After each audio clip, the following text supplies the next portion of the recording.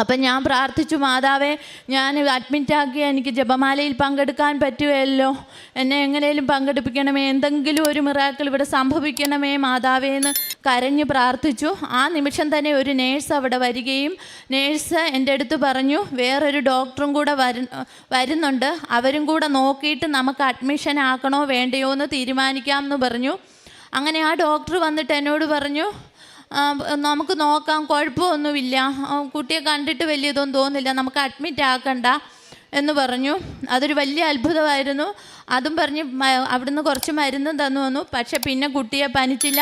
പിറ്റേന്ന് രാവിലെ ഞങ്ങളിവിടെ ടാക്സി പിടിച്ച് ഈ റാലിയിൽ ഇവിടെ പങ്കെടുക്കാൻ വരികയും 15 കിലോമീറ്റർ ഞാൻ എൻ്റെ കുട്ടിയെ ഒക്കത്ത് വെച്ച് അർത്തുങ്കൽ പള്ളിയിൽ എത്തിച്ചേരുകയും ചെയ്തു. അത് മാതാവിൻ്റെ വലിയൊരു അനുഗ്രഹമാണ്.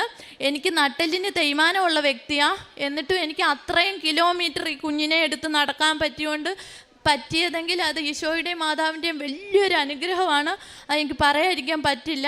അത്രയും എന്നെ തുണച്ചു. എന്നെ ഓരോ സ്റ്റെപ്പിലും എൻ്റെ ഓരോ ചുവടിലും, അത് പകുതി വെച്ച് കടൽ തീരത്ത് വെച്ച് എൻ്റെ ചെരുപ്പ് സഞ്ചിക്കുള്ളിൽ പെടുകയും ചെരുപ്പിടാതാണ് പിന്നെ ഞാൻ അങ്ങോട്ട് ഈ കുട്ടിയെ എടുത്തുകൊണ്ട് നടക്കുന്നത്.